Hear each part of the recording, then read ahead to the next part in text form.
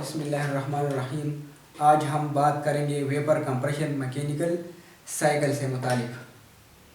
जैसा कि नाम से ज़ाहिर है, वेपर मीन बुखारात, कंप्रेशन मीन्स दबाना, मैकेनिकल साइकिल मीन ये एक साइकिल है और इसमें मैकेनिकल पुर्जे लगे हुए हैं, इसी वजह से इसको मैकेनिकल साइकिल कहते हैं। और डायग्राम मीन्स स्केच। यह साइकिल 4 मेन पार्ट्स पर मुश्तमिल होता है। इसका जो पहला मेन पार्ट्स है वो है कंप्रेसर, और दूसरा जो मेन पार्ट्स है वो कंडेंसर है, और तीसरा जो मेन पार्ट्स है वो रेफ्रिजरेशन कंट्रोल है, और चौथा उसका जो मेन पार्ट्स है वो इवापोरेटर है। और इसमें रेफ्रिजरेंट डला हुआ होता है। रेफ्रिजरेंट का काम है ऐसा ज़रिया या वास्ता जिसके ज़रिए से हरारत एक जगह से दूसरी जगह मुंतकिल होती है। इस रेफ्रिजरेंट के थ्रू हम हरारत एक जगह से दूसरी जगह मुंतकिल करते हैं, यानी इवापोरेटर में हरारत जज़ब होती है और कंडेंसर में वो जज़बशुदा हरारत खारिज होती है। जैसा कि रेफ्रिजरेटर में बॉक्स के अंदर इवापोरेटर लगा हुआ होता है और बॉक्स से बाहर कंडेंसर लगा हुआ होता है। अंदर में से हम हरारत इवापोरेटर के थ्रू जज़ब कर देते हैं और कंडेंसर के थ्रू उसे बाहर हवा में खारिज कर देते हैं। इसी तरह एयर कंडीशनर में भी इवापोरेटर रूम के अंदर लगा हुआ होता है और कंडेंसर बाहर लगा हुआ होता है। रूम के अंदर जो हरारत है वो कंडेंसर के थ्रू जज़ब होती है, इवापोरेटर के थ्रू जज़ब होती है और कंडेंसर के थ्रू बाहर हवा में खारिज होती है।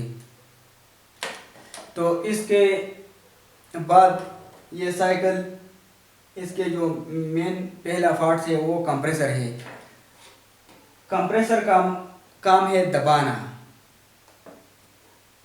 यानी ये लो प्रेशर और लो टेम्परेचर के साथ रेफ्रिजरेंट को वेपर पंप में इवापोरेटर से सक्शन लाइन के थ्रू सक कर देता है और उसका प्रेशर और टेम्परेचर बढ़ाकर डिस्चार्ज लाइन के थ्रू कंडेंसर को दे देता है। इसके बाद कंडेंसर आता है।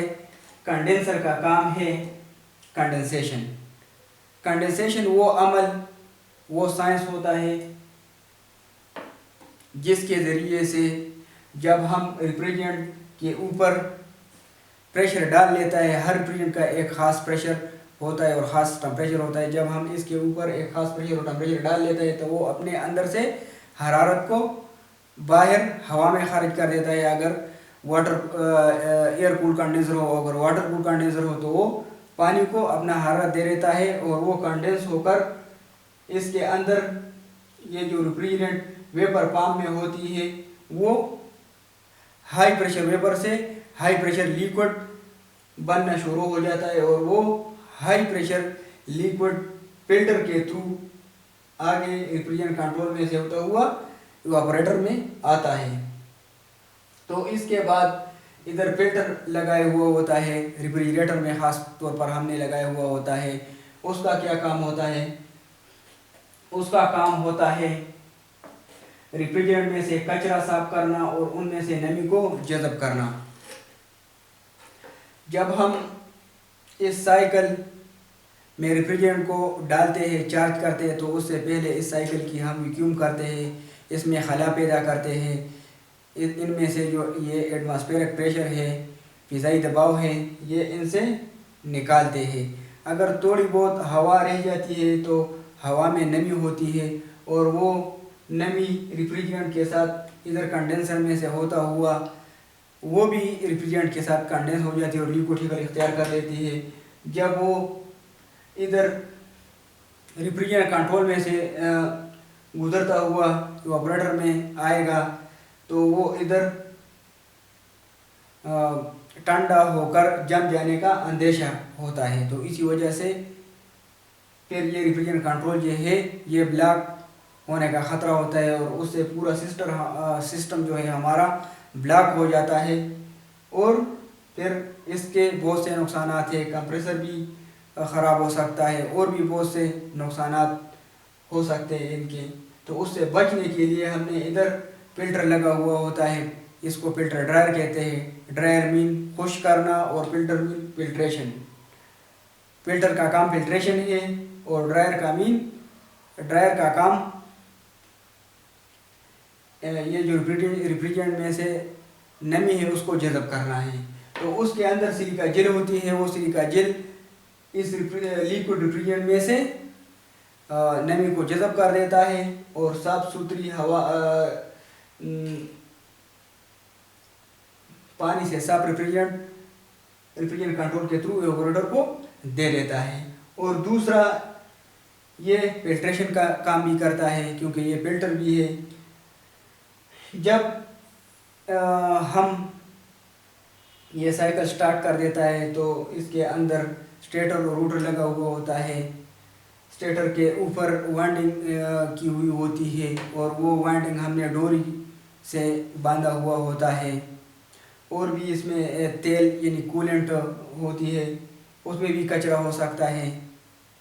तो वो जब हम स्टार्ट कर देते हैं तो प्रेशर के साथ वो भी आगे जा सकता है और इसमें से गुजरता हुआ इवेपोरेटर में जब आएगा तो उसकी ये जो सुराख है ये बहुत बारीक होती है, तो उसमें फंस जाने का ख़तरा होता है। जब वो कचरा इसमें फंस जाता है तो फिर इस सिस्टम का ब्लॉक होने का अंदेशा होता है। तो उससे बचने के लिए हमने इधर फिल्टर लगाया हुआ होता है। तो वो रिफ्रिजरेंट इधर फिल्टर होके आगे रिफ्रिजरेंट से होते हुए इवेपोरेटर में आएगा और आगे रिफ्रिजरेंट कंट्रोल लगा हुआ होता है। रिफ्रिजरेंट कंट्रोल का काम ये होता है कि इसकी वजह से इस कंडेंसर वाली साइड पे प्रेशर ज़्यादा होता है और इवेपोरेटर वाली साइड पे रिफ्रिजरेंट का प्रेशर कम होता है, क्योंकि इस साइड पे हमें प्रेशर ज़्यादा चाहिए और इस साइड पे हमें प्रेशर कम चाहिए रिफ्रिजरेंट का। क्योंकि रिफ्रिजरेंट की ये खासियत है, जब हम इसके ऊपर एक ख़ास प्रेशर डालते हैं तो वो अपने आप से जो उसके अंदर हरा जज़ब हुई होती है वो खारिज करना शुरू कर देता है। और जब हम इसके ऊपर से प्रेशर को रिलीज़ कर देते हैं, कम कर देता है, तो ये इसकी खासियत है कि वो अपने अंदर हरारत को जज़ब करना शुरू कर देता है। तो इधर हमें हरारत को जज़ब करना पड़ता है और इधर हमें हरारत को खारिज करना पड़ता है, क्योंकि ये रेफ्रिजरेटर में बॉक्स के अंदर लगा हुआ होता है और एयर कंडीशनर में रूम के अंदर लगा हुआ होता है। तो बॉक्स के अंदर से हम हरारत को जज़ब करना शुरू कर देते हैं और फिर कंडेंसर के थ्रू से बाहर खारिज कर देता है। तो इस तरह बॉक्स के अंदर आहिस्ता आहिस्ता ठंडक पैदा हो जाती है और इसी तरह एयर कंडीशनर में रूम के अंदर आहिस्ता आहिस्ता ठंडक आ जाती है। इसके बाद इवेपोरेटर लगा हुआ होता है। इवेपोरेटर का काम इवेपोराइजेशन है।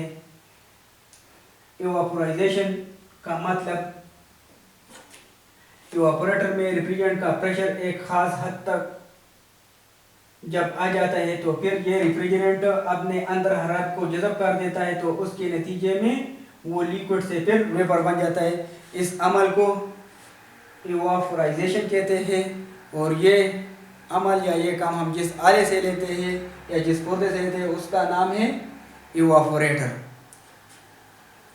और फिर ये वेपर कंप्रेसर दोबारा सक्शन लाइन के ज़रिए से हासिल कर देता है और उसका प्रेशर और टेम्परेचर बढ़ाकर डिस्चार्ज लाइन के ज़रिए से दोबारा कंडेंसर को दे देता है और इस तरह ये अमल बार बार होता है।